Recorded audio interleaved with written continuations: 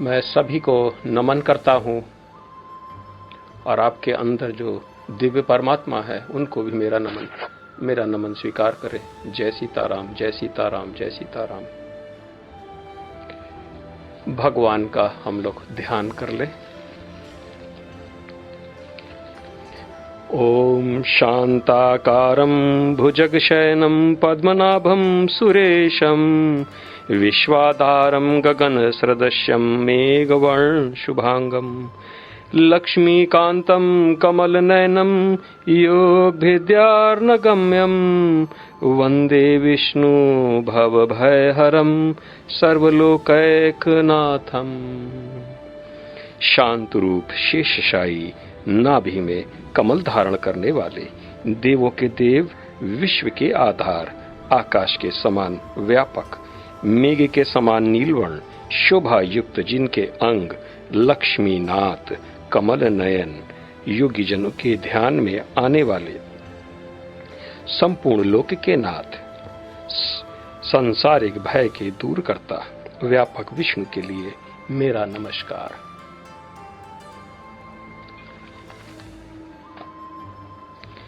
कल हम 6वां अध्याय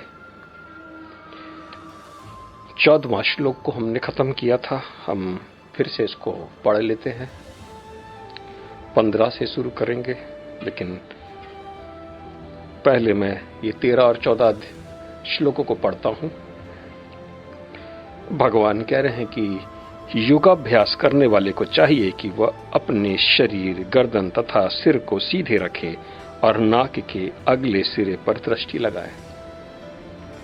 इस प्रकार वह अविचलित तथा दमित मन से भय रहित विषयी जीवन से पूर्णतः मुक्त होकर अपने हृदय में मेरा चिंतन करे और मुझे ही अपना चरम लक्ष्य बनाए।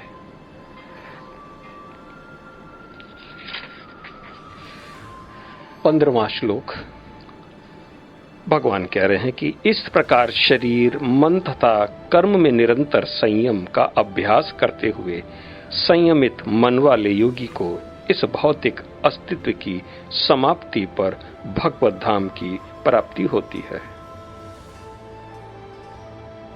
योग के अवस्था में आपका केवल एक दृढ़ प्रतिज्ञ होना है कि हमें अपनी अज्ञानता को नष्ट करना है, अपने स्वरूप को देखना है।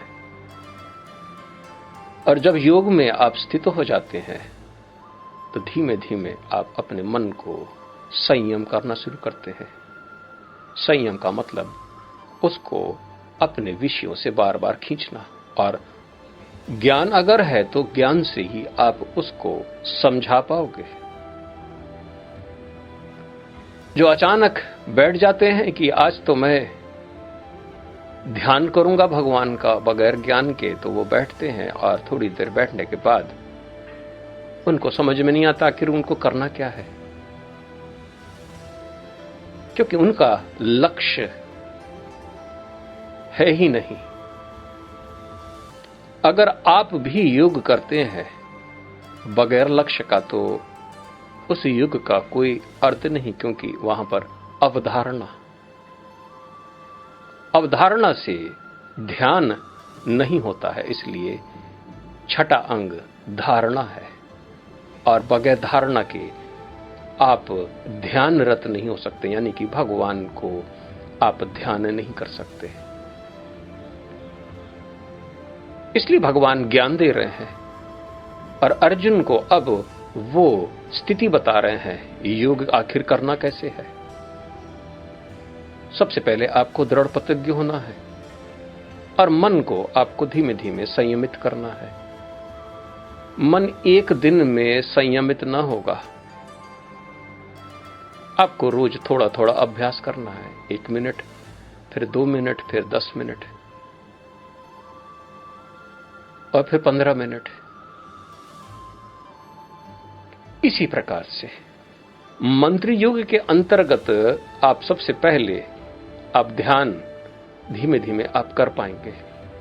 सबसे पहले भगवान के विषय में सोचना है कि आखिर भगवान होते कैसे हैं, अगर आपके पास ज्ञान है तभी आप उसका चिंतन करते हैं। बस यही तो करना है कि आखिर भगवान के कितने रूप हैं, इस प्रकार से आपको शुरू करना है कि अगर आप सोचते हैं कि मुझे भगवान विष्णु प्रिय है, तो भगवान विष्णु कैसे है उनके विषय में ऐसे स्मरण करना है।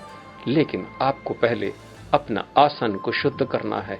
आसन शुद्ध हो जाए, फिर उसके बाद आप भी शुद्धता में आपको बैठना है और अपनी नियमित पूजा इत्यादि करने के पश्चात आप अपनी एकाग्रता यानी कि अपनी दृष्टि को नाक के अग्रभाग में लगा दे, जमा दे और धीमे धीमे सांस लेना है, प्राणायाम करने हैं। और प्राणायाम करके अपने प्राणों को सबसे पहले उसकी उत्तेजना को रोकना है। और इंद्रियों के विषय जितने भी हैं, जितने भी सब्जेक्ट्स हैं आज इस संसार में, उसकी तरफ आपको सोचना नहीं है। घर बनाना है, दुकान में क्या होगा, किसी की घर जाना है, इत्यादि इत्यादि। इससे आपको थोड़ी देर के लिए व्रत रहना है। पहले दिन तो बहुत ही कष्टकारी होगा। आपको समझ में नहीं आएगा कि आप कितने विषय में आप पड़े हुए हैं, क्योंकि बहुत से विषय हैं। और धीमे धीमे आपको समझाना है कि आपके विषय कौन सा अच्छा है, और इसी प्रकार से 10 में से एक विषय चुनना है। फिर उस विषय में आपको बार बार सोचना है कि आखिर इस विषय से हमको क्या लाभ होगा। ये तो ठीक नहीं है। क्या ये जिंदगी भर इस विषय में हम ऐसे पड़े रहेंगे? तब तो हो चुका।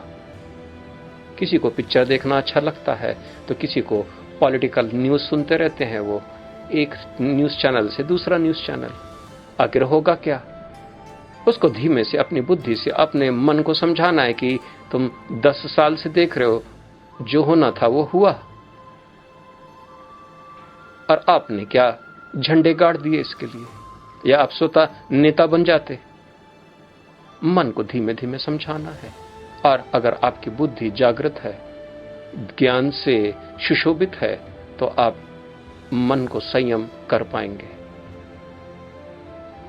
फिर मन को ही तो समझाना है कि भाई तुम भगवान के विषय में क्यों नहीं सोचते हो, क्यों नहीं चिंतन करते। एक और भी विषय है, अध्यात्म। आखिर आपको भगवान अच्छे क्यों नहीं लगते हैं? आपको बस ऐसे ही धीमे धीमे भगवान के प्रति अपना निष्ठा और चिंतन बढ़ा देना है।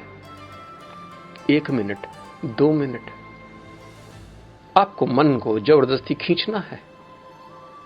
आपको बड़ा कठिन लगेगा, लेकिन आप इसको कर पाएंगे। लेकिन इसी को कहते हैं अभ्यास, योगाभ्यास। इसलिए भगवान यहां पर योगाभ्यास कह रहे हैं। एक दिन में ना होगा, आपको रोज अभ्यास करना पड़ेगा। जो परमात्मा है वो सबके हृदय में व्याप्त है और उसी से सारा जगत ये चलायमान है। उसके विषय में याद करने में कठिनाई नहीं होनी चाहिए, क्योंकि आपको तो बस केवल इसी प्रकार से याद करना, जैसे ध्यान, जैसे मैं पढ़ता हूं ध्यान, कि वो शांतशायी है, कमल के आसन पे विराजमान है, उनके 4 हाथ हैं, एक हाथ में पद्म लिए हैं, दूसरे हाथ में गदा लिए हैं, तीसरे हाथ में चक्र और शंख। वो आपको देख रहे हैं मुस्कान से। ऐसा देखना है आपको, केवल मुस्कुरा रहे हैं, वो आपको देख रहे हैं। ऐसा सोचना है कि आप बहुत काल से उनको आपने त्याग दिया है और आज उनका ध्यान कर रहे हैं, और आपको अचानक एक ग्लिम्स से एक हल्की सी तस्वीर नजर आएगी। वो पहला ध्यान है आपका। उनकी अगर मूर्ति आपके ध्यान में नहीं आ रही है, तब फिर आप इस संसार में जहां भी आपका ध्यान जा रहा है, तो वहां पर आपको बोलना है, तो इसमें भी भगवान है। सब जगह भगवान है, इसमें भी है, इसमें भी है, इसमें भी है, सब में है। और आप देखेंगे धीमे धीमे मन आपका व्याकुल सा हो जाएगा। आपकी बातें आपका मन धीमे धीमे समझने लगेगा, वो शांत पड़ जाएगा। और इसी प्रकार से अब सब जगह वो दौड़ेगा, एक ऐसी जगह अवस्था जाएगा जहां पर कहेगा कि यहां भगवान नहीं है, और वहां पर जाके रत हो जाएगा। और वहां पर भी आपको ये कहना है कि वो चूंकि सर्वव्यापक है इसलिए ये यहां पर भी है। वो और भी निकृष्ट चीजें सोचने लगेगा और आपसे बोलेगा कि इतनी निकृष्ट में भी क्या भगवान है। बुद्धि को वहीं पर आपको सजग हो जाना है। आपको मन को कहना है कि और भी नीचे जाने से क्या लाभ, आपका तो शरीर है मनुष्य का, और आप खोटी योनि में क्यों जाना चाहते हो। इस प्रकार से बार बार अपने मन को समझाना है, क्योंकि ये अवस्था आपके लिए सोचनी नहीं है, क्योंकि वो तो समस्त अवस्थाओं में है। और चूंकि आप मनुष्य योनि में जन्म लिए तो मनुष्य जैसा आप सोचे। पहले आप अपने को बोले कि मनुष्य हूं मैं कोई राक्षस नहीं, मैं तो देवता जैसा हूं, इसलिए देवता जैसा मैं सोचता क्यों नहीं। धीमे धीमे आपको अपने मन को समझाना है और आपका मन जल्दी से जल्दी समझने की कोशिश करेगा। अगर पवित्र स्थान है तो वो स्थान आपको अपने आप ही, आपका मन वहां शांत हो जाएगा। आप अपने घर में अगर बैठे हैं और आप ध्यान मग्न है और वहां पर आपका मन नहीं लग रहा है तो आपके घर में कोई ना कोई अशुद्धि है, या तो आपका धन अशुद्ध है, इसके कारण घर में मन नहीं लग रहा है। ऐसी अवस्था में आपको किसी तीर्थ के या कोई मंदिर में जाना है, वहां पर भी नहीं लग रहा है, तो फिर आप ये देख लें कि आखिर इस मंदिर में भी इतनी शुद्धि नहीं है। इसलिए भगवान ने कहा है कि शुद्धि बहुत जरूरी है, क्योंकि जैसा ही मन आपका एकदम से काम होगा तो ये अगर वहां पर निगेटिव एलिमेंट्स बहुत हैं तो वो आपके मन को तुरंत हावी हो जाएंगे और आपका मन अचानक उसमें बह चलेगा। इसलिए शुद्धता अति आवश्यक है। योग में शुद्धता होना सबसे अनिवार्य है। बाहरी, भीतरी और धन और समय इत्यादि की आवश्यकता है, बहुत ही आवश्यकता है। भगवान यहां कह रहे हैं कि निरंतर आपको संयम, क्योंकि आपको अपने कर्मों में भी संयम करना है, क्योंकि आप पहले दिन न कर पाओगे, लेकिन धीमे धीमे आपको ये सोचना है कि मैं किस कारण मैं नहीं कर पाया, मेरे कर्म कैसे हैं। उस कर्म में भी आपको संयम बरतना है। आपको मन भी धीमे से, क्योंकि मन से एकदम से आप कुछ नहीं कर पाएंगे। आपको अपनी जिंदगी में भी संयम बरतना है। कर्म ऐसे जो विकर्म और जो अज्ञानता से किए जाते हैं कर्म, उनका सबसे पहले आपको भली भांति त्यागना है और केवल या स्वधर्म में लग जाना है। जैसे स्वधर्म में लग जाते हैं तो मन तुरंत आपका शांत हो जाता है। भगवान कह रहे हैं कि ऐसे संयमित मन वाले योगी को इस भौतिक अस्तित्व की समाप्ति पर भगवत धाम की प्राप्ति होती है।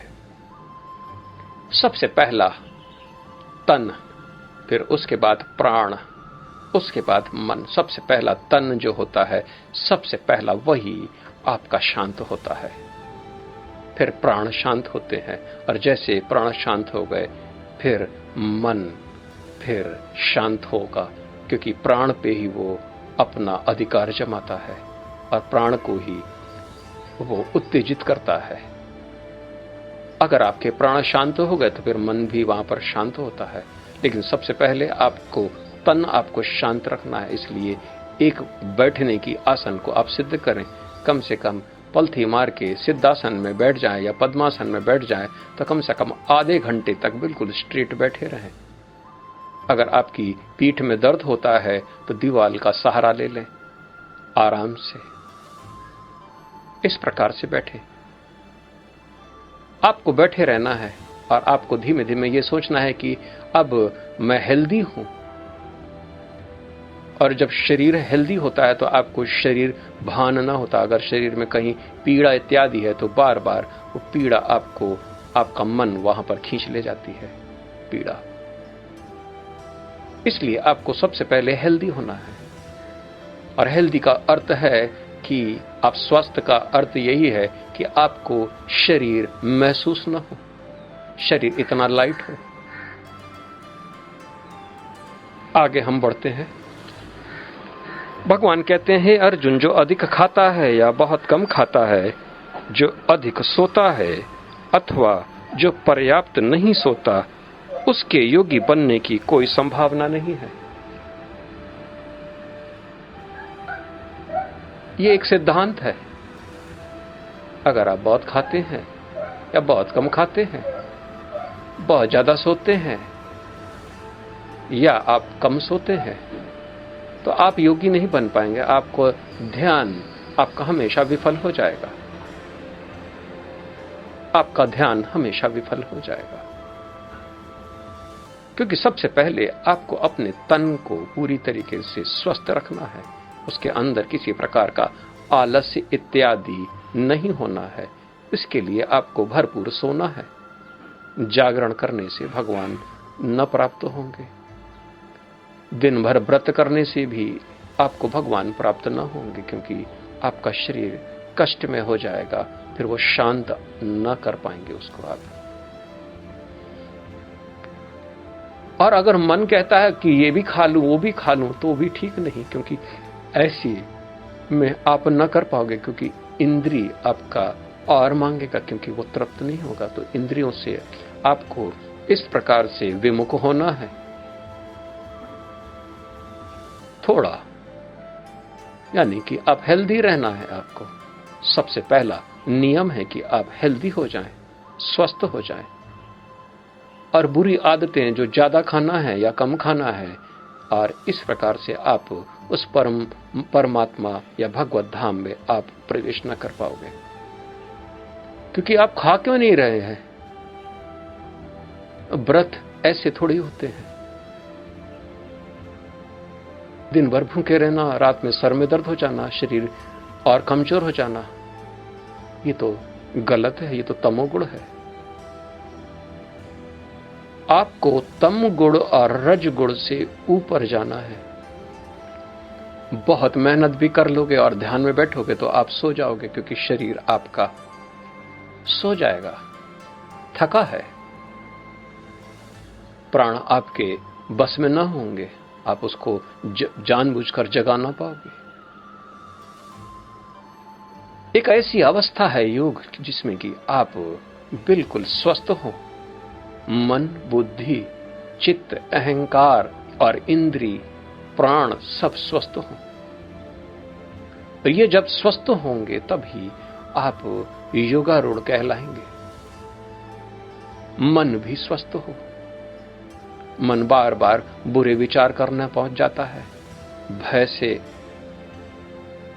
व्याप्त रहता है, और रजोगुण आपके शरीर के भीतर है, तब तो बार बार आपको नए नए प्लानिंग्स करता है वो, कि कल मैं ये करूंगा, मैं वो जाऊंगा, मैं ये करूंगा। तमोगुण है तो फिर मैं कल सोऊंगा, मैं खाऊंगा, कल कामों रूप को मैं प्राप्त करूंगा, और इत्यादि इत्यादि। या वो मेरा दुश्मन है, उसको मैं किस प्रकार से हराऊं, उसको किस प्रकार से मैं नष्ट करूं। इस प्रकार से आप सोचते रहेंगे। इसलिए भगवान कहते हैं कि शुद्धि, स्वधर्म, इसलिए आपको पालन करना है। यम नियम इत्यादि, यम बाहरी शुद्धि, भीतरी शुद्धि, सब आपको करना है। तब योग पे आप आरूढ़ हो पाएंगे, अन्यथा आप योग पे आरूढ़ नहीं हो पाएंगे।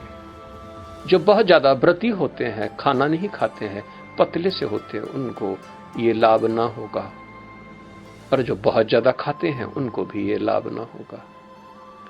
जो दिन भर सोते हैं, रात भर सोते हैं, और बिना किसी नियम के होते हैं, यानी कि रात में जागरण और दिन में सोना, उनको भी ये प्राप्त न होगा। भगवान ये निश्चय कर दे रहे हैं। यहां पर 17वां श्लोक भगवान कह रहे, जो खाने, सोने, आमोद प्रमोद तथा काम करने की आदतों में नियमित रहता है, वह योगाभ्यास द्वारा समस्त भौतिक कलेशों को नष्ट कर सकता है। ज्ञान इसलिए सबसे पहले क्योंकि ज्ञान से आपको पता चल जाता है कि इस अविद्या के कारण आप कितने कलेश में हैं। और ज्ञान प्राप्त करने के बाद अपने जीवन को आप अगर नियमित नहीं कर पाएंगे तो आप कभी भी योगारूढ़ पे नहीं हो पाएंगे, यानी योग पे आप आरूढ़ नहीं हो पाएंगे। रोज बैठेंगे योगा करने और आप विफल हो जाएंगे, और बहुत दिनों तक अगर विफल हो गए तो आप समझ लीजिए कि आप हताश हो जाएंगे। मन आपका आप ही को चिढ़ाएगा, देख लिया मेरे को बस में करने चले थे। मन आपकी बुद्धि पर हंसेगा। आपको ही कुछ करना है, और सबसे पहले क्या करना है ये तो भगवान ने आपको पहले ही बता रखा है, और वो अगर हो जाए तो फिर आपको योग करना है। सप्त ज्ञान भूमि के अंतर्गत आप योग, सबसे पहले दिन आप भगवान को पाना है तो सबसे पहले योग में आप आरूढ़ न हो जाएं। इसलिए मैं पहले से भी कह रहा हूं कि जो उपासना कर रहे हैं बगैर ज्ञान के, वो सब कचरा है, क्योंकि योग ऐसे नहीं होता है। योग के लिए आपको पहले ज्ञान से संतुष्ट होना है, पूरी भली प्रकार से तैयारी करनी है। आपके जीवन के अंदर तामस गुण सारा बाहर निकाल के फेंक देना है। रज गुण भी धीमे धीमे उसको से निवृत्त हो जाना है। और जब आप अपने को देख लें कि आप सत्य पे प्रतिष्ठित हो गए हैं, तब फिर आप योगा करें। इसलिए योग करने के लिए तीसरा चरण सप्त ज्ञान भूमि के अंतर्गत है। आज इन चरणों को कोई नहीं मानता, जिसको देखो वो योगा करने में लगा हुआ है। सब ध्यान की इतनी क्लासें हो रही हैं, आप नेट देख लें इंटरनेट के अंतर्गत पे, और कोई भी सफल नहीं है। किसी को भी ज्ञान की उपलब्धि नहीं हो रही है, कोई भी परम ज्ञानी नहीं हो पा रहा है, कोई भी भगवत धाम नहीं पहुंच पा रहा है, क्योंकि वो सब विफल है, क्योंकि वो गलत तरीके से कर रहे हैं, क्योंकि उनकी तैयारी पूरी तरीके से जीरो है। अगर आप केवल पढ़ना लिखना सीख जाएं और आप सोचें कि मैं अब हाई स्कूल के लिए तैयार हो गया, और आपकी बुद्धि फर्स्ट क्लास लायक भी नहीं है, तो फिर हाई स्कूल का पेपर आप 1000 बार दें, आप बार बार विफल होते चले जाएंगे। हाई स्कूल के पेपर को देने के लिए आपको 10 साल किसी स्कूल में आपको नियमित पढ़ना है, जाना है, और हर साल आपको अच्छे नंबर लाने हैं, तब जाकर आप हाई स्कूल का पेपर दे पाएंगे। योग अभ्यास भी इसी प्रकार से है। ये तीसरे चरण में है।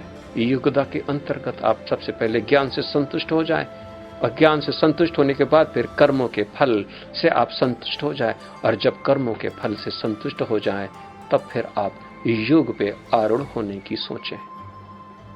मुझसे भी बहुत लोग पूछते हैं कि सर आप योगा के क्लासेस क्यों नहीं लेते।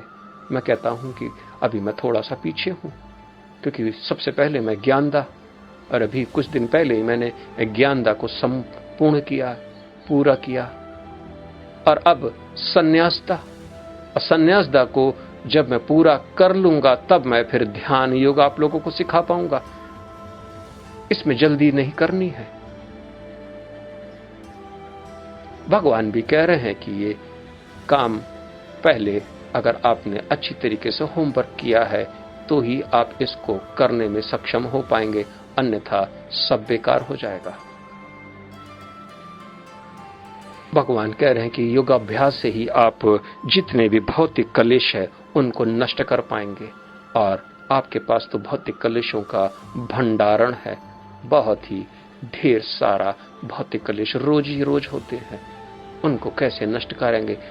परम शांति को आपको अगर प्राप्त करने की इच्छा है तो आपको पहले तैयारी कर लेनी है। हम 18वां श्लोक पढ़ते हैं। भगवान क्या कह रहे हैं देखें। जब योगी योगाभ्यास द्वारा अपने मानसिक कार्यकलापों को वश में कर लेता है और अध्यात्म में स्थित हो जाता है, अर्थात समस्त भौतिक इच्छाओं से रहित हो जाता है, तब वह योग में सुस्थिर कहा जाता है। धीमे धीमे योग के अभ्यास से आप इसी प्रकार से बैठे बैठे आप धीमे धीमे अपनी शक्तियों को आप एक चक्र से दूसरे चक्र, नीचे से ऊपर की तरफ और भौंवे के ऊपर आप वहां स्थित कर देते हैं, तो आप देखेंगे कि आपके भीतर ही शरीर से आनंद की उत्पत्ति हो रही, जो कि इंद्रिय से परे आनंद है। इंद्रिय से परे। आप ये सोच के बेचैन हो जाएंगे कि आखिर ये कैसे।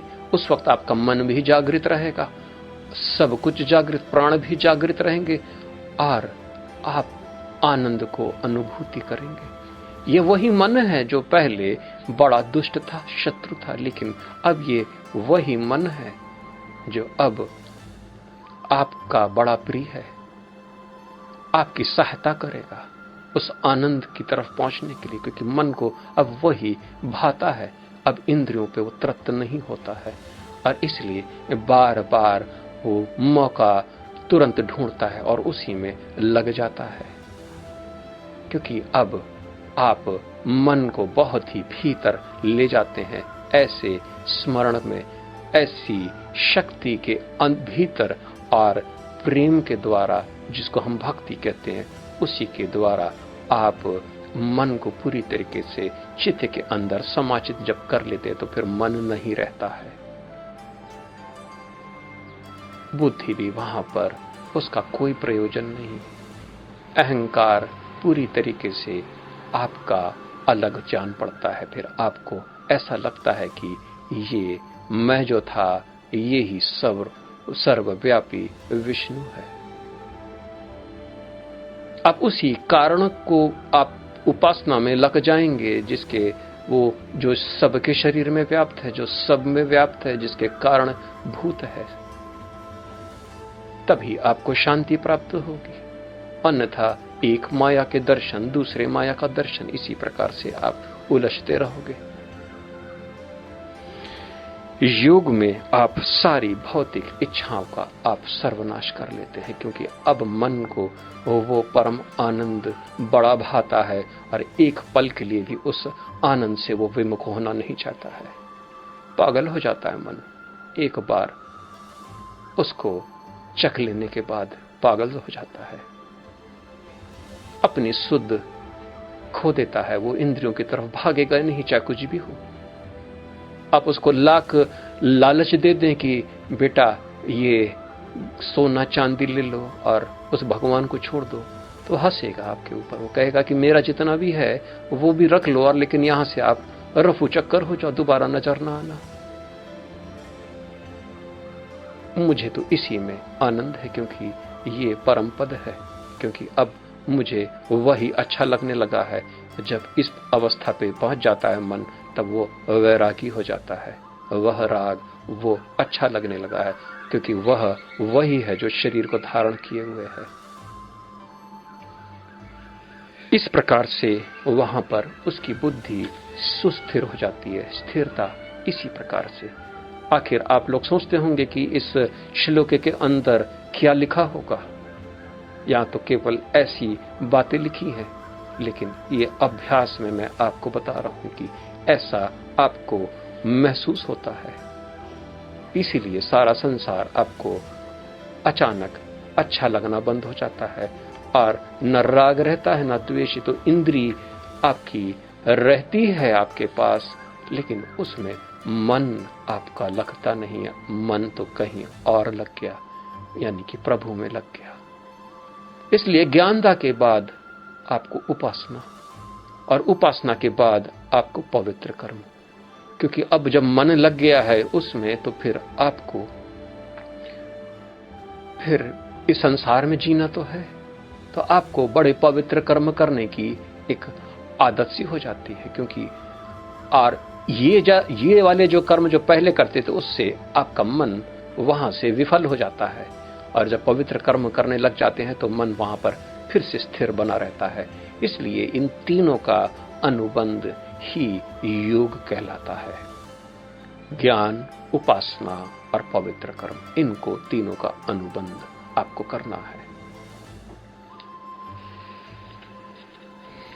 मैं आगे बढ़ता हूं। 19वां, जिस प्रकार वायु रहित स्थान में दीपक हिलता डुलता नहीं, उसी तरह जिस योगी का मन वश में होता है वह आत्म तत्व के ध्यान में सदैव स्थिर रहता है। मन फिर उसका विचलित नहीं होता है, कभी इस विषय में, कभी उस विषय में, कभी इधर कभी उधर। उसी प्रकार से जैसे एक हरिकेन लालटेन होता है, उसमें आप अग्नि ज्योति जला दें और फिर आंधी तूफान में भी उसका कुछ भी नहीं होता है, क्योंकि वो बना ही ऐसा है। उसको हरिकेन लालटेन कहते हैं। इसी प्रकार से आपका मन हो जाता है, क्योंकि आपको जब दिव्य ज्ञान की प्राप्ति हो जाती तो आपको भी उस वक्त देह से अलग आप देखते हैं अपने को, और उसमें आप परम शांति महसूस करते हैं। आपको दिखाई पड़ता है कि तो ये तो सारा कुछ प्रकृति ने ही कार्य किया है, मैंने तो आज तक पूजा भी नहीं करी और योग करने वाला भी मैं नहीं था। आप देख के अचंभित हो जाएंगे, जितनी दिनों से मैं ये खोकट कर रहा था कि ये योग में कर रहा था, इसको करने वाला भी मैं नहीं था। मैं तो केवल योग करने वाले का दृष्टा था। तो ये सारा योग कर कौन रहा था? आप जिसका ध्यान कर रहे थे वही कर रहा था। और जिसका ध्यान आप कर रहे थे, आपको लगेगा कि वो भी ध्यान आप नहीं कर रहे हैं, वो ध्यान तो प्रभु आपका कर रहा था। एक एक चीज आपको वहां पर साफ सी दिखाई पड़ती है।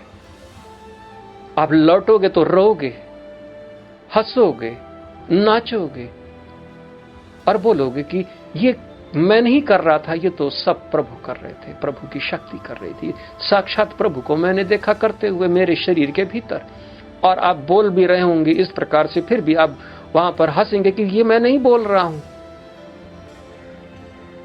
फिर आप भ्रमित हो जाओगे, आप कहोगे कि ना ना, मैं ये नहीं हूं जो अभी मैं बोल रहा हूं, मैं भी आपसे बात कर रहा हूं, मुझे इस बात का भान है कि मैं ये बोलने वाला नहीं हूं। लेकिन फिर भी इस जगत में मैं ऐसा कहता हूं कि मैं ये बोल रहा हूं। सारा प्रभु करते हैं। आपने आज तक उपासना भी नहीं की, आप जो ज्ञान ले रहे थे वो भी आप नहीं ले रहे थे। आप तो उसके भी दृष्टा थे, आप तो शुद्ध थे, पवित्र थे, क्योंकि अब मन पूरी तरीके से वश में हो गया, नो माइंड हो गया। बुद्धि आपकी स्थिर हो गई, बुद्धि का कोई प्रयोजन नहीं और मन भी कोई प्रयोजन नहीं, क्योंकि बुद्धि भी आप नहीं है और अहंकार भी आप नहीं है, जो कि इस शरीर, इस देह का जो अभिमान करते थे वो भी आप नहीं है। आपको लगेगा ये देह का अभिमानी मैं नहीं, ये तो साक्षात भगवान की शक्ति या भगवान की, खुद भगवान ही थे ये। आप एकदम से विस्मित हो जाएंगे कि मैं उनकी उपासना कर रहा था कि वो मेरी उपासना कर रहे थे। अब बस वही एक क्षण है, आप एकदम निवृत्त हो जाओगे, एकदम से विदेह हो जाओगे, परम ज्ञान की अवस्था में आप पहुंच जाओगे। उसी दिन उसी समय आपको लगेगा कि आप ही वही हो ओम, आप ही हो वो ओम। और आप में और भगवान में कोई अंतर नहीं है। आपको लगेगा कि भगवान तो फिर भी बहुत ही अच्छे हैं, छोटे हैं आपसे, क्योंकि उन्होंने रूप रखा है। आप तो रूप से भी रहित हो। आप अध्यात्म में आप अपने को पाएंगे, क्योंकि अध्यात्म वहां पर रूप नहीं है, अध्यात्म को जानना है, क्योंकि वही प्रथम है और अधिदेव दूसरा है, क्योंकि वहां पर रूप है। पहले आप रूप में देख रहे थे और आप देखेंगे कि ये अधिदेव पे जिसमें आपका मन टिका था, आपका वही मन अधिदेव के अंदर जाके स्थित हो जाता है और आप देख पाते हैं कि ये पूरा शरीर अधिदेव के द्वारा ही चलाया जा रहा था और आप अध्यात्म में आप स्थिर हो जाते हैं। आप उससे भी आगे निकल जाते हैं। अधिभौतिक से अधिदेव और अधिदेव से आप अध्यात्म। उस अध्यात्म के कारण ही तो अधिदेव टिका हुआ है, उस अधिदेव के कारण ही अधिभूत टिका हुआ है। ऐसा देखें। ये बड़ा परम रहस्य जो मैं आप लोगों को बता रहा हूं। 20, 21, 22 और 23 को मैं एक साथ पढ़ता हूं, क्योंकि यहां पर एक साथ पढ़ने में ही आपकी भलाई है। भगवान कह रहे हैं, सिद्धि की अवस्था में, जिसे समाधि कहते हैं, मनुष्य का मन योगाभ्यास के द्वारा भौतिक मानसिक क्रियाओं से पूर्णतया संयमित हो जाता है। इस सिद्धि की विशेषता यह है कि मनुष्य शुद्ध मन से अपने को देख सकता है और अपने आप में आनंद उठा सकता है। उस आनंदमयी स्थिति में वह दिव्य इंद्रियों द्वारा असीम दिव्य सुख में स्थित रहता है। इस प्रकार स्थापित मनुष्य कभी सत्य से विपत नहीं होता और इस सुख की प्राप्ति हो जाने पर वह इससे बड़ा कोई दूसरा लाभ नहीं मानता। ऐसी स्थिति को पाकर मनुष्य बड़ी से बड़ी कठिनाई में भी विचलित नहीं होता। यह निसंदेह भौतिक संसर्ग से उत्पन्न होने वाले समस्त दुखों से वास्तविक मुक्ति है। मैंने आपको पहले भी बताया था, जो मन बाहरी इंद्रियों में पहले वैशैली जैसी जान पड़ती थी, वही अब उस आनंद में, वही आप आनंद को भोगते हैं।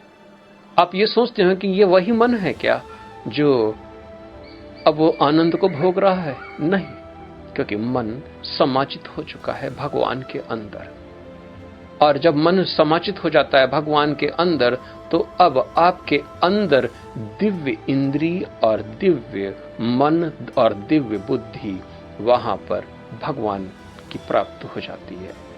और वही आप उस अध्यात्म लोक में, आप उसी के द्वारा आप आनंदित होते हैं। ये बाहरी कवच, ये बाहरी रूप, आप इसको त्याग देते हैं, क्योंकि आनंद का भोक्ता तो केवल भगवान है। और उस वक्त केवल चूंकि आपका मन भगवान के स्मरण में लगातार बना हुआ है, तो आप भगवान के ही अंदर समा जाते हैं और भगवान का रूप आपको प्राप्त हो जाता है।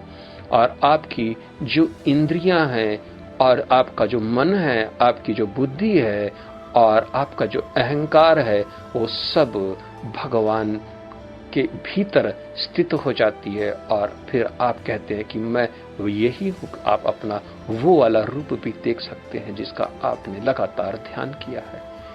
क्योंकि प्रेमा भक्ति के 3 चरण, तुम मेरे हो, मैं तुम्हारा हूं और मैं और तुम में कोई अंतर नहीं। क्योंकि वहां पर आपका मन उस शरीर के अंदर जो आपने ध्यान किया उसी के अंदर प्रवेश कर जाता है। आपकी इंद्रियां भी, चूंकि वो पहले मन के अंदर, पहले आपने उसको पहले समेट लिया था और आपने अपने प्राणों को मन के अंदर समेट लिया था, ये तीनों उस भगवान के शरीर के, दिव्य शरीर के भीतर प्रवेश कर जाता है और आप अभिमानी हो जाते हैं उस देवता के स्वरूप के। और उस जैसा उस देवता आनंदित होता है, उसी प्रकार से आप भी आनंदित हो जाते हैं। और जैसे आपका मन विफल हुआ, वहां से हटा, इस देह का अभिमान आपको तुरंत प्राप्त होता है और आप तुरंत कहते हैं कि मैं ध्यान से वापस आ गया। आप योग में जब आरूढ़ होते हैं तो वहां पर दो है। वहां पर एक तो पहले अविद्या से ग्रसित आपका मन, अपवित्र मन, लेकिन अब वही मन भगवान में लग जाने के कारण वो मन पवित्र हो जाता है और वो भगवान के भीतर निवास करता है। जैसे आप महसूस करते हैं ये शरीर को धारण करके, इसी प्रकार से आप उस दिव्य प्रभु के शरीर के भीतर, आप उन्हीं के स्वरूप में आप स्थित हो जाते हैं। इसीलिए तो आप कहते हैं कि अब मुझ में उसमें कोई अंतर नहीं। ये दिव्य रहस्य है जो मैंने आज आपके सामने प्रकट कर दिया। इसी को योग कहते हैं। लेकिन यहां पर भी रुकना नहीं है, क्योंकि यहां पर आप अधिदेव को प्राप्त होने के पश्चात आप अध्यात्म लोक में आपको वो निराकार पर ब्रह्म के उस अपने वास्तविक स्वरूप में आपको प्रवेश करना है। और यही मुक्ति है। मुक्ति की दशा यानी कि जो हमारे दुखों भरा शरीर से हमको पहली मुक्ति मिल जाए, आपको वो दिव्य रूप प्राप्त हो जाए जो दुखों से परे है, भगवान का वो स्वरूप सबसे पहले। इसलिए भगवान ने 4 प्रकार की मुक्ति बताई है। सालोक की उनके लोक में रहना, सायुज उनके साथ उठना बैठना, और स्वरूप उन्हीं के स्वरूप में प्राप्त हो जाना, और एक और कैवल्य यानी कि वो अध्यात्म में भी आप आगे बढ़ जाना। आपको तय करना है कि आपको भगवान के शरीर के भीतर जाना है, उनके साथ रहना है, या उनके लोक में रहना है। ये आपको तय करना है। और सबसे प्रथम सालोक यानी कि उनके लोक में जाएं, फिर उनके साथ उठे बैठे, फिर उसके साथ फिर उन्हीं के रूप को प्राप्त करें, और फिर वो अध्यात्म। तो आपको जतन ऐसा ही करना है कि सबसे पहले, क्योंकि यही तो सबसे परम स्थिति। अगर आप सोचते हैं कि किसी न किसी कारण मैं वैकुंठ धाम में प्रवेश कर जाऊं, और भगवान की ऐसी आपके ऊपर कृपा हुई कि जिसके कारण आप वैकुंठ धाम में आप प्रवेश कर गए, तो यानी कि उनके लोक में। अब जब वहां पर आप पहुंचेंगे तो वहां देखेंगे कि भगवान के साथ बहुत से लोग हैं, लेकिन आप वहां पर प्रजा वर्ग के रूप में आप वहां पर प्रवेश तो कर गए, लेकिन अभी भी आपको भगवान के साथ उठना बैठना, उनकी पत्नी इत्यादि आपको वहां देख के उनको आपको हल्की सी जलन सी होगी, थोड़ा सा दुख भी होगा। थोड़ा सा और मेहनत कर लेते तो हम भगवान के साथ रहते। वही सायुज्य मुक्ति है। फिर आपको लगता है कि अरे मैं भगवान ही का स्वरूप को धारण कर लेता तो कितना अच्छा रहता, और मेहनत कर लेता तो क्या चला जाता। तो वो स्वरूप मुक्ति है। और इसके अलावा भी भगवान जिसका निरत चिंतन में लगे रहते हैं, वो रूप को मैं अगर धारण कर लेता तो कितना अच्छा रहता, वो कैवल्य है। तो ये 4 प्रकार की मुक्ति है। भगवान कह रहे कि अगर भौतिक इत्यादि से आप दूर हो गए और भीतरी आनंद में आप स्थिर हो गए, बस वहीं से आपकी मुक्ति। ये 14 भवन से मुक्त हो जाएंगे अगर भगवान के धाम में केवल प्रवेश ही मिल जाए, क्योंकि उसके बाद उनको देखते देखते आपके अंदर अनुराग और बढ़ेगा, और भगवान से एक दिन आप प्रार्थना करके बोलेंगे, भगवान अपने साथ मुझे भी लगा लो। ये प्रेमा भक्ति ही तो है, जो आप इस प्रकार से भगवान से कहें कि भगवान मुझे भी अपने साथ उठा लो, अपने साथ बैठा लो। मैं आगे बढ़ता हूं। 24वां श्लोक भगवान कह रहे हैं कि मनुष्य को चाहिए कि संकल्प तथा श्रद्धा के साथ योगाभ्यास में लगे और पथ से विचलित न हो, क्योंकि आपके पास लक्ष्य होना चाहिए। और मैंने अभी आपको 4 लक्ष्य बताए। आपको चुनना है कि आपको कौन सा लक्ष्य चाहिए, कौन सा लक्ष्य चाहिए आपको, ये आपको चुनना है, और वही आपको प्राप्त भी होगा। लेकिन योग अभ्यास आपको करना है, योग का अभ्यास ही तो करना है। और योग क्या है? अपने को उनके साथ जोड़ना है, अपनी अविद्या को पूरी तरीके से नष्ट कर देना है, उस परम ज्ञान की अवस्था में पहुंचना है। इतना नहीं कर पाए तो कम से कम उस रूप का लगातार चिंतन करें और उसी रूप में आप स्थित हो जाएं। भगवान कह रहे हैं कि मनुष्य को चाहिए कि संकल्प तथा श्रद्धा के साथ योगाभ्यास में लगें और पथ से विचलित न हो। तो पहले आप संकल्प करें, तो आप संकल्प समाधि को प्राप्त होते हैं। इसमें संकल्प समाधि के अंतर्गत पे आपका क्या होता है, मैं ये बता देता हूं। चूंकि मन एक ने संकल्प किया है और अचानक मन वहां पर विफल हो जाता है, पूरी तरीके से मन नो माइंड की स्टेट में हो जाता है, और अचानक आप बुद्धि भी वहां शांत हो जाती है और एक आप समाधि में, एक आनंद में, और जो मन ने संकल्प किया वही आपको प्राप्त होता है। और लौट कर जब आते हैं तो आपको लगता है हाँ, ये ही तो मैंने संकल्प किया था। ये हो गया संकल्प समाधि। और इसके बाद जब संकल्प आपने किया तो फिर आप सोचेंगे कि आखिर मैं निर्विकल्प में जाऊं तो कैसा रहेगा? तो बगैर संकल्प के समाधि को प्राप्त करना वो निर्विकल्प समाधि है, वो अपनी स्थिति। आखिर हम बार बार मन के संकल्प से हम समाधि क्यों करें? वो तो हमारी अपनी स्थिति है, लेकिन पहले आपको संकल्प करना ही है, क्योंकि योगा में आपको आरूढ़ जो होना है। इसलिए भगवान कह रहे हैं संकल्प और श्रद्धा। श्रद्धा, हालांकि श्रद्धा शब्द ठीक नहीं है यहां पर भक्ति होना चाहिए। इसका ट्रांसलेशन थोड़ा सा गड़बड़ है, क्योंकि श्रद्धा तो केवल हम बड़ों के साथ करते, अपने बुजुर्गों के साथ करते, लेकिन भगवान के साथ वही अनुराग भक्ति के रूप में होता है। योगाभ्यास में लगें, पथ से विचलित न हो कि एक बार आप उस पथ को पकड़ लें, यानी ज्योति पथ को, फिर उससे आप पीछे न चले जाएं, फिर से छाया में आप न जिएं। उसे चाहिए कि मनोधर्म से उत्पन्न समस्त इच्छाओं को निरपवाद रूप से त्याग दें और इस प्रकार मन के द्वारा सभी ओर से इंद्रियों को वश में करें। मन को ये तो रोकना है, मन के रोकने के लिए इतनी खोखट करनी है, यानी कि सबसे पहले विद्या। और मन इसीलिए विफल होता है क्योंकि आप विद्या से रहित होते हैं, क्योंकि बुद्धि के पास इतनी ऊर्जा ही नहीं है कि मन को रोक सके। और जैसे बुद्धि को ऊर्जा प्राप्त हो जाती है तो फिर वो मन को पकड़ लेता है और मन को कहता है कि अब इधर नहीं। No desire, state of no desire. आपका मन करता होगा बोलने के लिए, कुछ करने के लिए, मेरा मन नहीं करता न बोलने के लिए न कुछ करने के लिए, और मैं बोर भी नहीं होता क्योंकि मेरा मन डिप्रेस्ड नहीं है। आपको लगता होगा कि ये सब कैसी बातें मैं बोल रहा हूं, लेकिन ये बात तो सत्य है। बोर नहीं होता मैं, बोर्डम नहीं है मेरे पास, क्योंकि मन विषय में लगा ही नहीं है। मन तो केवल उस आनंद की डोर को पकड़े बैठा है और अब वो चाहता है कि पवित्र कर्म हो जाए, आप लोग भी पकड़ लें। यही तो पवित्र कर्म है। 25वां श्लोक।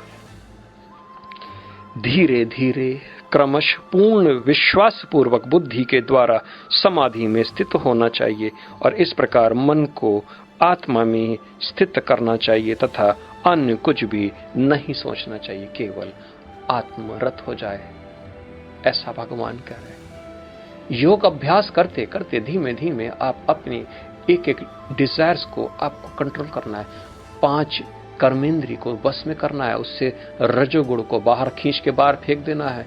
फिर उसके बाद आप तमोगुण को भी बाहर निकाल दे और अपने भीतर तमोगुण के को सतगुण में परिवर्तित कर देना है, क्योंकि इस संसार में जो स्त्रियां उत्पन्न होती हैं वो रजोगुणी होती हैं, रजोगुण से उत्पन्न होती हैं, और मनुष्य जितने भी ये पुरुष होते हैं वो सब तमोगुण के, प्रकृति के तमोगुण से उत्पन्न होते हैं।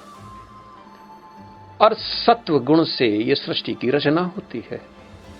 इसलिए दोनों को सत्व गुण के लिए मेहनत करनी है, चाहे स्त्री हो चाहे पुरुष। तो पुरुष या स्त्री दोनों को सात्विक बनना है सबसे पहले, और अपने भीतर के तमोगुण और रजोगुण को बाहर निकालना है। और जैसे रजोगुण शांत होगा, आपकी कर्म इंद्रिय और प्राण आपके शांत हो जाएंगे, और तमोगुण शांत हो जाने से बाहर की दुनिया आपको दिखाई देना बंद हो जाएगी, क्योंकि मन अब भीतर अपनी अवस्था में, क्योंकि मन सात्विक गुणों से ही निर्मित है, इसलिए उसको सत्य को प्राप्त करने में ज्यादा देर नहीं लगेगी। बुद्धि भी जैसे मन का निर्माण हुआ उसी प्रकार से बुद्धि का निर्माण हुआ। बुद्धि के देवता चतुर्वर्ग कहलाते हैं, जो कि ब्रह्मा जी, और मन के देवता चंद्रमा। तो बुद्धि ज्यादा बड़ी हुई, और अहंकार के देवता रुद्र। इस प्रकार से कोई कहता है कि भगवान के 4 भुजाधारी यही बुद्धि को धारण करते हैं, बुद्धि के देवता। कभी कोई ब्रह्म कहता है, कभी, क्योंकि बुद्धि ब्रह्ममय हो जाती है इसलिए इसको इस प्रकार से कहा गया कि जो 4 भुजा धारण करते हैं उसी को यह बुद्धि उसी के बस में है। भगवान कहते हैं कि उसको कुछ भी और सोचना नहीं चाहिए, क्योंकि उसको केवल आत्मा में रत होना है। और वो सोचेगा तो क्या सोचेगा, संसार के किसी विषय में उसको अब आनंद नहीं, वो तो केवल आध्यात्मिक हो जाता है। तो वो आध्यात्मिक के विषय में सोचता है, भगवान की विभिन्न लीलाएं को पढ़ता है, भगवान की वाणी सुनता है, भगवान की लीला देखता है और सबको बताता है, क्योंकि उसको अब वही अच्छा लगने लगा है। कुछ ऐसे ब्रह्मकोटि भी हो जाते हैं जो बिल्कुल पागल से हो जाते हैं, यानी कि बिल्कुल वहां पर डेड बॉडी की तरह वो विफल से होते हैं, आंख खोलते हैं और कुछ बोलते नहीं, क्योंकि उनका मन पूरी तरीके से नो माइंड के स्थिति में रहता है। उनके कर्म सहज होते हैं, वो अपने आप ही जो मिल जाता है खा लेते हैं, फिर उसी में रत हो जाते हैं। ये बड़ी ऊंची स्थिति है। कुछ ईश कोटि के होते हैं जो कि ईश्वर का काम करने में लग जाते हैं, अवतारी पुरुष कहलाते हैं वो लोग। मैं आगे बढ़ता हूं 26वां श्लोक में। मन अपनी चंचलता तथा अस्थिरता के कारण जहां कहीं भी विचरण करता हो, मनुष्य को चाहिए कि उसे वहां से खींचे और अपने वश में लाए। मन तो बहुत जगह भागता है, बड़ी तेजी से भागता है और आपको बार बार वश में करना है। तो कौन वश में करता है? बुद्धि। आप बाद में हंसेंगे, जिस दिन आप योग को आप सिद्ध हो जाएंगे आप हंसेंगे, कहते ये सब कुछ करने वाला मैं नहीं था, ये कौन कर रहा था? कहते ये तो प्रकृति थी, मैं नहीं था, ये तो भगवान खुद मेरे शरीर के अंदर ही सब कर रहे थे। मैंने तो अपना सब कुछ उनको पहले ही समर्पित कर दिया था। उनको अब मेरा रथ हाँकना था, अब उन्होंने सारा रथ हाँक दिया। मेरे अंदर कहां क्षमता, मेरे अंदर कुछ नहीं। मैं भी आप लोगों को जो गूढ़ रहस्य दे रहा हूं, मैं भी इसी प्रकार से आपको ये रहस्य दे रहा हूं। इसी प्रकार से सब कुछ भगवान को समर्पित कर दिया और भगवान अपना कार्य कर रहे हैं, आप लोगों को ज्ञान दे रहे हैं। इसी प्रकार से मैं देखता हूं, आपको भी देखना चाहिए, क्योंकि योग के अंतर्गत इसी प्रकार से देखना जाना जरूरी है। ऐसे देखा जाता है। मैं आगे बढ़ता हूं 27वां श्लोक में। जिस योगी का मन मुझ में स्थिर रहता है वह निश्चय ही दिव्य सुख की सर्वोच्च सिद्धि प्राप्त करता है। वह रजोगुणों से परे हो जाता है, वह परमात्मा के साथ अपनी गुणात्मक एकता को समझता है और इस प्रकार अपने समस्त विगत कर्मों के फल से निवृत्त हो जाता है। बड़ी ऊंची बात है। भगवान ये बहुत ही ऊंची अवस्था को बता रहे हैं, बहुत ही ऊंची अवस्था जो मैं लगातार आपको बता रहा हूं। यहां पर भगवान ने इस बात को यहां पर सिद्ध कर दिया है। अगर आप मन अपना भगवान में लगा देते हैं तो फिर आप कहां रह जाते हैं? क्योंकि मन तो भगवान के अंदर समा गया। जैसे भगवान वैसे आप ये तुरंत देख लेती कि अरे मैं तो वही था। अगर आप मन अपना किसी जानवर में लगा देंगे तो आप जानवर बन जाएंगे, और किसी गंदा सा रूप जो शैतान का हो उसमें आप कर लेंगे तो आप शैतान ही आप बन जाएंगे, फिर वैसे ही जिएंगे जैसे शैतान जीता है। इसलिए भगवान का दिव्य स्वरूप जो कि चक्र, शंख, पद्म और गदा धारण किए, उसी पे आपको लगातार उसी पे ध्यान करना है। अगर आप कहते हैं कि भाई भगवान विष्णु मुझे अच्छे नहीं लगते हैं, तो आपको दुर्गा जी का स्वरूप को ध्यान करना है। आप कहते हैं कि भाई दुर्गा जी मुझे ठीक नहीं लगती हैं, तो आप शंकर भगवान के उस स्वरूप में आप अपना ध्यान लगा दें। अगर आप कहते हैं कि शंकर भगवान भी मुझे ठीक नहीं लगते हैं, तो आप गणेश भगवान में लगा दें। आप कहते हैं नहीं गणेश भगवान भी मुझे ठीक नहीं लगते हैं, तो बस केवल एक ऑप्शन बचता है आपके पास, सूर्य भगवान में आप अपना लगा दें। क्योंकि 5 के सिवा छठा रूप में अगर आप लगाते हैं तो आप नीचे को धंस जाते हैं, नीचे गिर पड़ते हैं। क्योंकि ये शक्ति जो आध्यात्मिक शक्ति है, ये जब भगवान के अंदर ये समा गई तो 5 भाव प्रकट हुए और ये 5 यही भाव है। इसलिए स्वरूप, सगुण रूप। इसलिए भगवान यहां कह रहे कि वो अपना गुणात्मक भेद को नष्ट कर लेता है। अपना गुण, अपना गुणात्मक, पहले वो सोचता है कि मैं अविद्या से ग्रस्त हो जाने का देह का अभिमानी, अब तो भगवान के भीतर ही मैं निवास करता हूं, मैं भगवान का स्वरूप मेरा ही स्वरूप है। ये तो बड़ी ऊंची सिद्धि है, ये बहुत ही ऊंची स्थिति है, स्वरूप सिद्धि है ये तो। और इससे ऊपर भी और भी एक और है, कैवल्य। अभी भगवान कैवल्य की बात नहीं कर रहे हैं यहां पर। भगवान कह रहे मेरा अपना मन मुझ में जो लगा देता है, क्योंकि भगवान यहां पर स्वरूप में स्थित है। यह आनंद का पद है। इसके ऊपर एक और पद है जो परात्परा है, जो कि आध्यात्मिक है, पूरी तरीके से आध्यात्मिक है। ये तो अभी अधिदैविक पद है, लेकिन अधिदैविक पद भी बड़ा सुंदर है,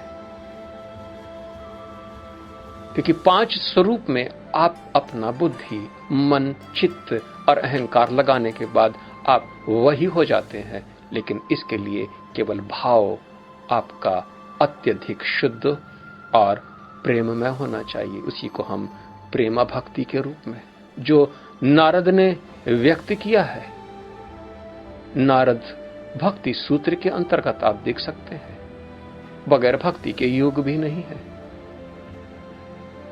वो रूप को आपको पसंद करना है, क्योंकि वही रूप में आपको स्थित जो होना है।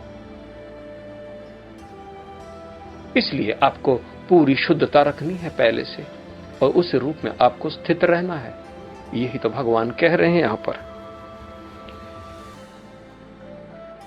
वो रजोगुण को पूरी तरीके से नष्ट कर देता है, तमोगुण भी पूरी तरीके से नष्ट, लेकिन यहां पर सात्विक अहंकार उसके अंदर रहता है। और ये सात्विक अहंकार को भी वो जैसे ही वो नष्ट कर देता है, वो अध्यात्म को प्राप्त हो जाता है। मैं 28वां श्लोक करने बाद मैं अपनी वाणी को विराम दूंगा। भगवान कह रहे हैं कि इस प्रकार योगाभ्यास में निरंतर लगा रहकर आत्म संयमी योगी समस्त भौतिक कलमश से मुक्त हो जाता है और भगवान की दिव्य प्रेमा भक्ति में परम सुख प्राप्त करता है। इस संसार के जितने भी कलेश हैं सब वो दूर कर देता है, पूरी तरीके से दूर कर देता है। और भगवान के साथ वो भगवान के शरीर के भीतर और वहां पर वो निवास करता है। और जैसा भगवान दिव्य आनंद का हमेशा अनुभव करते हैं, वैसा ही वो भी आनंद महसूस करता है। उसके और भगवान के भेद नहीं है, अभेद है दोनों। आपको लगेगा वो तो साधारण इंसान है, अभी आंख बंद करके बैठा है, लेकिन वो साधारण नहीं है, क्योंकि वो अपना सारा चित्त भगवान के अंदर ही लगा दिया और सारे प्रकार के दुख इत्यादि बंधन को वो सबको नष्ट करके, अपने कर्म फल इत्यादि सब कुछ त्याग करके भगवान के भीतर ही वो आरूढ़ है, भगवान स्वरूप हो गया वो। इसलिए ऐसे जो पुरुष होते हैं वो गुरु पद को प्राप्त होते हैं। इसलिए ये ऋचा गुरु गीता के भीतर है कि गुरु ब्रह्मा गुरु विष्णु गुरु देवो महेश्वरा, गुरु साक्षात परब्रह्म तस्मै श्री गुरुवे नमः। ये वही लोग हैं जो कि गुरु पद को प्राप्त होते हैं, क्योंकि ये बड़ी ऊंची पद है, क्योंकि वो अपने सारा मन बुद्धि चित्त अहंकार भगवान के भीतर मिला देते हैं, फिर उनमें और भगवान में कोई अंतर नहीं रह जाता है। आपको अलग लगते हैं, लेकिन उनको तो सब एक समान इस प्रकार से दिखाई पड़ते हैं। आपके लिए वो एक साधारण इंसान है, लेकिन वो साधारण नहीं है, क्योंकि ये वही है जिसकी आप बरसों से हर तीर्थ में अपना माथा टेक रहे हैं। ये तो वही है। और ये मनुष्य उसी स्थिति में पहुंच गया है अब उसमें और इन भगवान में कोई अंतर नहीं, क्योंकि अब वो भगवान के भीतर निवास करता है और वो देखता है जब बाहर वो आता है आप लोगों से बात करता है वो तो हंसता है, कहते ये तो सारा काम मैंने नहीं किया क्योंकि ये सारा काम भगवान ने किया। इसलिए वो आनंदित रहता है। फल मैंने नहीं भोगा क्योंकि किया तो भगवान ने, इसलिए भगवान को अर्पित करते चलता रहता है।